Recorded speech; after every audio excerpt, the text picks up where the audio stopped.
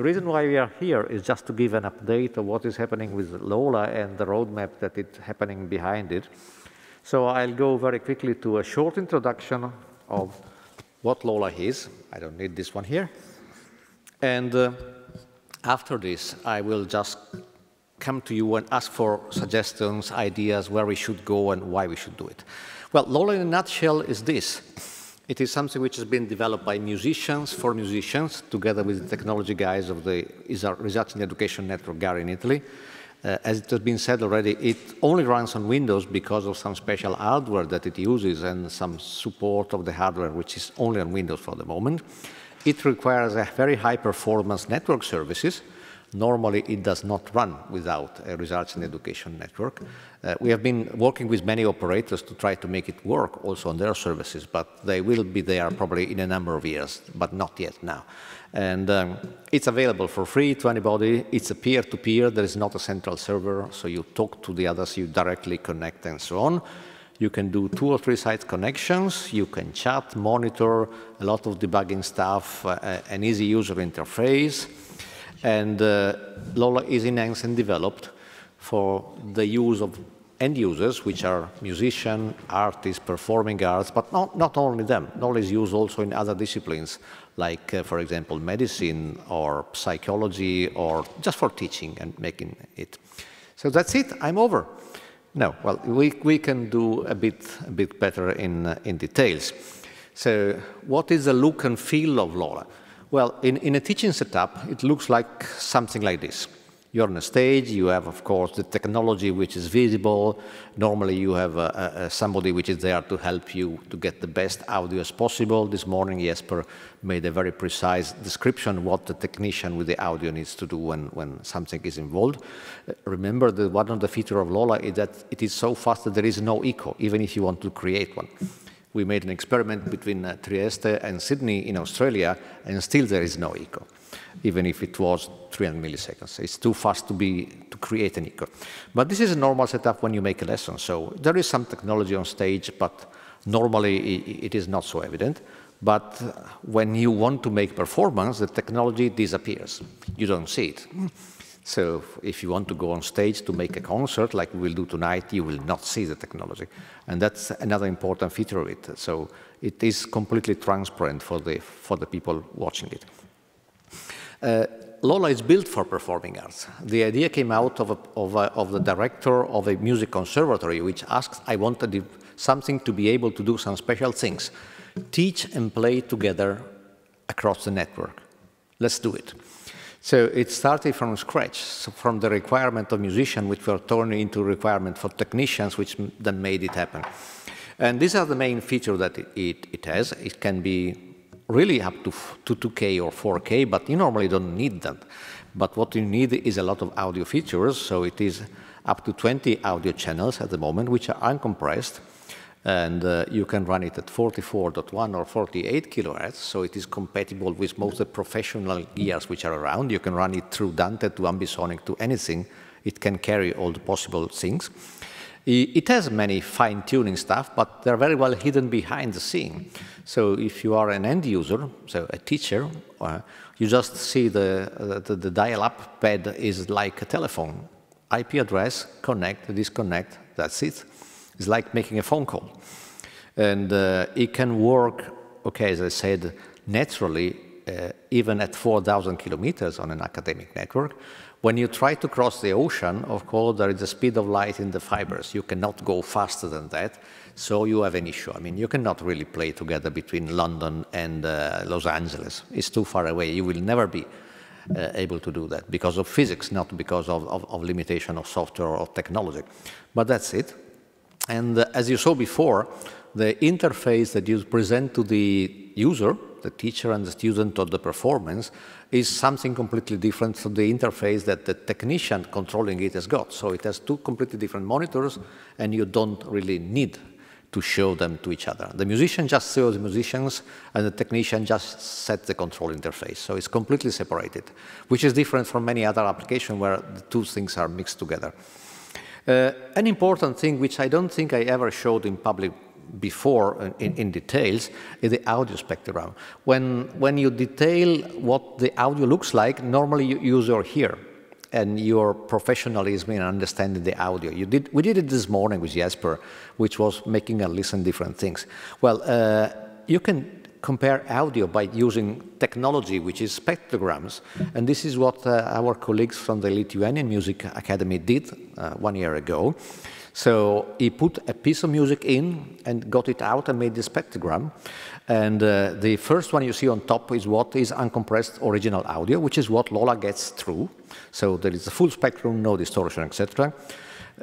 Then he tried with Zoom standard audio. You see all the higher pieces are gone.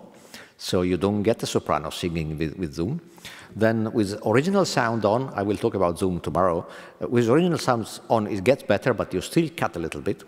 But also with things like Edumeet, with hi-fi mode, then you get something very similar to Zoom, so you can do music, while you cannot do it, for example, with the Zoom standard audio, because you just cut all the high frequencies. Scenarios to use Lola, well, you can really do a lot of things. One of the things that we discovered during the pandemic is that Lola is very useful to do distancing inside an institution. The wind instrument has an issue, a serious issue, because of course you blow a lot of stuff out of your mouth. And many institutions started to use Lola to distance the brass ensembles, putting them in separate room and make them play together with Lola. And that was safe. And so it was unexpected, but of course something like that. And it's also very easy to blend Lola with other technologies. The slide you see down there, it was a concert that we made where we had everything we had available on stage. And thanks to Renata, which is sitting somewhere down in the dark, we put together Lola, MVTP, UltraGrid, mobile connection, Skype, whatever. And we made a wonderful show on stage in Linz a few years ago. A bit more, what it is Lola, it's a software, but it's a piece of hardware and it's a good network. As a kind of piece of software, you can ask me later on, it's not something that is important for you now. It is bringing to the maximum performance a computer, because it does parallel computing. What it means, it does audio and video together in parallel. That's why it's so fast. And it also requires some new ways of handling audio and video. For example, if you ask me, Lola, how many frames per second it does, I say no frame per second. Lola does not use frames. It sends video in a completely different way. That's why it's so fast. So it is innovative in this way, because we throw away any preset ideas about how to handle video and audio before, and that's why it is so fast. But important is a good network. I mean, you really need to transmit many data, audio and video data, to be able to be in sync and fast and so on. So Research and Education Network can do it. Some metropolitan network where there are fibers can already do it now. Some city services are able to deliver fiber to the homes, which are really able to deliver the gigabit that Lola enables you to do. So when this will happen, everybody will be happy to play Lola from home. Now it is not yet possible. In some places you can, however. What about 5G? Well, this is a photo about 5G that we did here in Estonia with Elisa, together with the Academy of Music, of Theatre here, and a collaboration, etc. Yes, it can run on Elisa, it can run on 5G, but it cannot really run on a production service. We made it happen. But to make it happen, we dedicated a complete dedicated infrastructure of 5G, which means that if I connect to a normal 5G infrastructure, it does not work. So it is not yet there. So when the answer is 5G does it all, the answer is no. 5G does not do any real time. It is impossible with the current production infrastructure. It can technically do, but it is not configured to do that, because it's just commercially not reliable. I mean, you don't sell it. It's too expensive. So 5G, no, you cannot do it. It's a good piece of hardware, but that's the easy part, because Lola, of course, just rely on a gaming PC. And there are so many gamers around that the PC industry for gaming is producing an update every month. So whenever I compile a list of suggested hardware, it's obsolete because there is something new already. And the market is driven by them. And we are happy because they made the industry to produce new stuff, faster stuff, better stuff, cheaper stuff every month. Just to mention you the graphic cards which are made for gaming, now they are so powerful, they can do whatever you can dream of. And you get a new one every month, and they're cheap, and that we use them. Also the gaming monitor are very fast, and we use them. So now we know a number of things which we can do better. We can know how to play together in 2 or 3 sites. We learned a lot. We know that the users, they are the impossible. If you let the user do something which you believe is impossible, they will try to do it, and sometimes it happens. I said before, you cannot play together between continents. Well, you can, if you really want. I mean, this was a masterclass between Trieste and Cleveland, and all of a sudden the clarinet player in Cleveland started to play together with the piano. And they managed. When I asked them, how can you do it? I'm a professional. I know how to play in advance. I know the latency, and I do it. Fine. Yes, it's not comfortable, but I can do it. So yes, you can dare the impossible and be successful. You can do very strange things. This was done in Greece, of course, and they decided to bring together ancient instruments from Rome and from Greece. You can see a lira there, and they were playing a lira and I don't know, the fibula, I think, ancient instrument which was in Rome, together with Lola. Fine. It was an attempt. You have seen this picture before. Domenico showed it. It was a concert there, but the important thing that we have a website where all the information is available. We have the version 2.0. I will tell you more later on what it can do. But yes, you can do Lola on a laptop. The gaming laptops now are so fast that you can really do it. Still the missing part is the network, but the laptop can do it. You get a good stuff. You get an audio interface, which is an external one, which is not so expensive. You get a network card, which is an external one, which is very cheap, 1G. This one costs you $15 or 15 euros, or even a 10G one. This one costs you 50 euros, and that's it. And you make a laptop which is able to do Lola.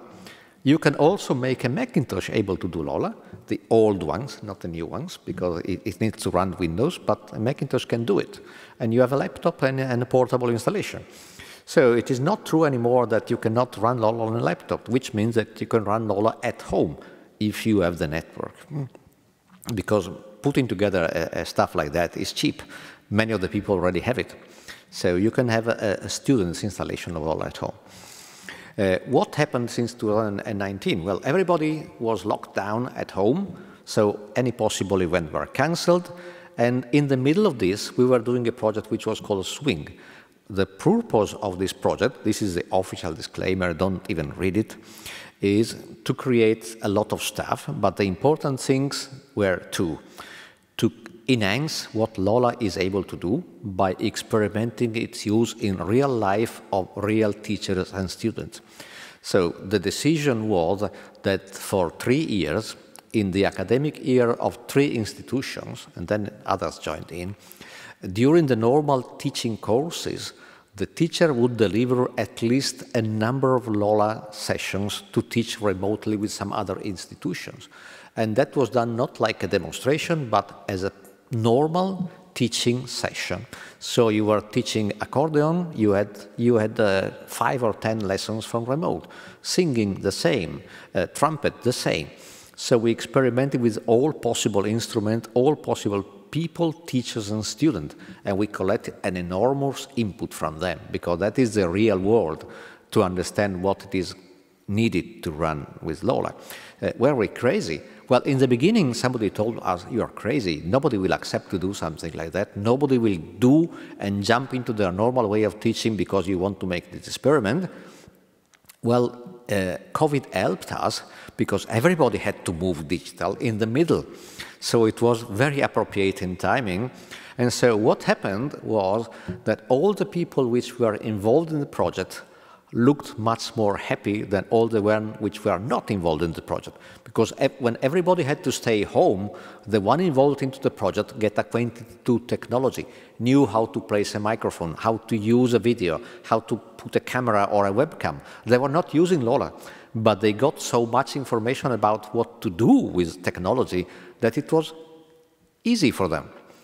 And what happened that, of course, imagine a singing session. This girl was having singing lessons in Vienna, and all of a sudden, instead of being in front of a teacher, she found herself in front of, I cannot even enumerate how many pieces and devices are in front of her, but she was happy. You see, a smiling face after the lessons. And the technology jumped in, and what happened was that the LoLA developing team and the teachers into the project, which were the ones which were in the project already since 1.5 years, became the psychiatric help desk for the whole world. Everybody was calling in saying, I need to use Zoom, how do I use it? I need to use EduMeet, I need to do Skype, and I have no clue how to connect Skype to the network, etc. In a moment, we were receiving 200 emails per day to answer. Just as we were at the help desk, so we tried to tell them. But what happened was we got tons of ideas, requirements, suggestions, and so on. So it was very helpful. And in the end, we counted, I think we made 250 or more teaching sessions in 2 years, including the fact that in the middle there was a hole because we could not go to the institution. So it could have been 500 sessions if it was for the full 3 years. And we did a lot of things. And the important thing was the interaction between the teacher, the student, the performer, and the technicians, because after every session, there was a little coffee, and okay, let's see, what's wrong, what do you like, what you don't like, what you would dream to do and you cannot do it, and it was implemented and tried and implemented and tried. So it was a full cycle. I talk to you, I try, I talk to you, you try, and most of them were corrected and done. Some of them were impossible, but that was important. And so even more things came out. For example, I need to hear the ambience on the other side. Can you do it? Yes, you can. You need to implement it. I want to listen to the instrument one by one because I'm teaching a quartet. I want to listen just to the viola and not to the others, and so on. So tons of information. We have a full book of requirement, which is slowly going through and trying to implement it. If you have time, this is a set of interview which is available on YouTube. Go and listen which were the comment of the people taking part on it. It's very interesting to understand. So in the beginning, it was a prototype. In the end, was something which is not a prototype anymore. So 3 sides, many audio channels, high resolution. Hopefully, many of the bugs which we discover are out there, a much more friendly user interface, and so on. So we did also a lot of documentation. These links that you see out here, let's see if I can just show you one for a second. These are video tutorials because we understood that people are not willing to read the manual anymore. They go on YouTube, they have 5 minutes. In 5 minutes, they want to see somebody who is teaching them what to do. And so we made videos, and they're all available online. Let's see if it starts. And I don't put the audio on because I'm talking, but for example, this is a video tutorial on how you place the microphones. And it tells you for every instrument what you have to do to place a microphone, and you do. And there is one for singing, there is one for audio, for lighting, there is one for everything. Because we did understood that, of course, what people want to say is watch a video and do. They don't read anymore. This is what is already in our pod. We want to support better handling. We want to support more cameras. Picture-in-picture is a feature which everybody loves. As I said this morning, the touch screen, so I can enlarge like it is a tablet or a mobile phone. An important feature which is nearly ready is the replay on the fly. Something that you see in the sports event all the time. Oh, let's receive the action and find out. I mean, at football, now they have the replay on real time aside the gaming field, so the referee can go there and check and make a decision. Well, we will have the same for teaching. The most important part of it was, of course, this comes back to my days when I was a piano student. The teacher was telling me, you are playing it wrong. And then I was trying to understand why I was playing it wrong. I played it again and said, no, it is still wrong. Now imagine, like you can do now, that I'm being recorded in real time, and then the teacher tells me, you're playing wrong. Look at you and listen to you. It is much more easy to understand why you are playing wrong. And that's the easy part of it.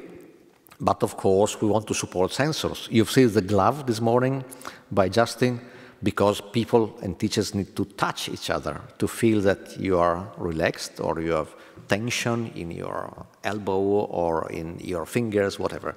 That is going to be implemented as well. So this is a lot of material which is around, and this is all the information. But of course, the most important thing is here. It's not only questions, is come to us with idea, dreams, requests, whatever you think you should do, we should do, and we try to do it. No guarantee it will work, but I remind you that in the very beginning, when Lola was created, the first time I was approached by the inventor of the idea, he said, I want something to play together at distance over the network, so I don't have to travel and my student can be taught wherever they are. My first reaction was, forget about it, impossible. And it was not true. So if you think something which looks impossible, tell us. Maybe we make it possible, together, of course. So think, brainstorm, come in with requests, and so on. And additional information, this slide will be available. For the teaching part, I put an appendix, which I'm not going through now, which is what was discovered during the teaching session. This is the pedagogical part, and the most important part, I think, is this one, which is collaborative teaching development. We made for the first time possible that a student has got more than one teacher at the same time. And we observe the evolution. Teacher prepare a lesson separately, then they start to compromise on stage, and then they really teach together.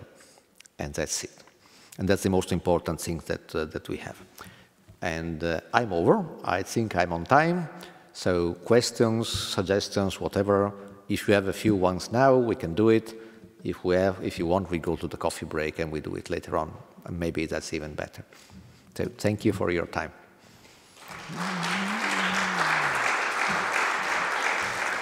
So to stay on time, I think I pass over to... Yeah, well, while he prepares, if there is any question, and please remember we are streamed, so we need a microphone to make you audible to the others out there. Of course, I'm on stage, I don't see anything because, like any performer, I see black down there. I got the lights in the eyes. So if there is a question, please show up to somebody who has got the microphone. And one microphone is here. Who is taking care of the questions?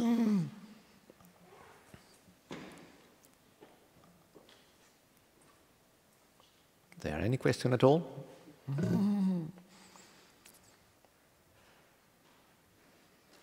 Because I really don't see you. Yeah. Okay, the important thing is that we talk over the breaks. I'm around, many people which are able to run it are around, so get to me. So whenever Milos is ready, I handle him the video part, and then we are done.